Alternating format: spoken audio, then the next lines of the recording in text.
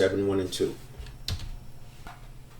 This is what I was talking about. This is what I drew. So this is the network of neurons side. This is the conscious mind side. It's about a second. Call it a quarter, 3/4 of a second to a second. I like to make it a second because I want that 1/4 of a second pause. A 1/4 of a second pause is nothing, but because the network of neurons goes so fast, in that 1/4 of a second, you can process 2 million bits of information. So that 1/4 of a second is valuable. It doesn't gain you anything to rush through that. And when you're triggered, this side collapses, and this can be happening in a 1/4 of a second over here because you're freaking out. This is what's going on with the phobia.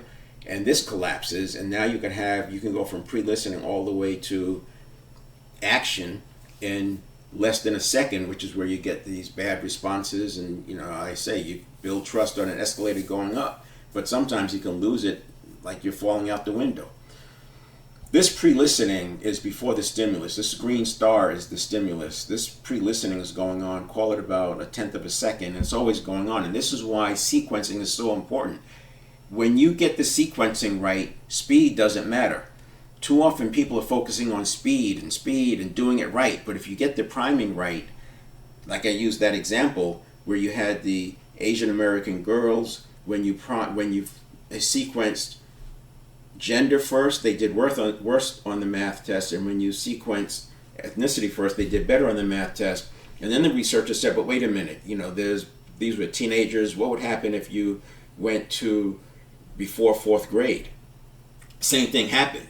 And then they even did it earlier than that. I think they went to 3rd grade or something, 2nd or 3rd grade. But the point is, this is at the network of neuron level, and you're conditioning already from 0 to 7. So that little child is picking up from their environment. They're picking up those stereotypes even though they don't understand what they are. They're just picking it up. It's the same way you learn language.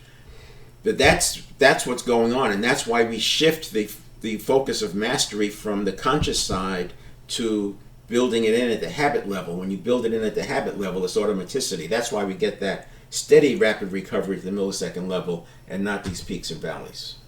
So why this matters now? What changed is not motivation, right? It's how we understand what we understand about adaptability. It's not identity and intelligence that they're not fixed. Today we know behavior and wiring adapt with practice, and we're going to get into deep practice and how to make those changes. So mental rehearsal is part of it. And there's different kinds of visualization. You can take a screenshot of that if you want, but it gets to, I put this slide up here in the next one to put a point around, there's different kinds of visualization for different strategies, targets, outcomes. And if you have trouble getting visualization to work, it could be you're mismatching the kind of visualization with the desired outcome. And a good example is outcome visualization versus process visualization. Outcome would be the end result. Maybe if I'm speaking, right, the outcome visualization would be a standing ovation. The process innovation would be me working through answering questions and repeating the question before answering it. That would be something I would visualize. Now you can apply implementation intentions, which is a lever, but you apply implementation intentions with visualization at the process level.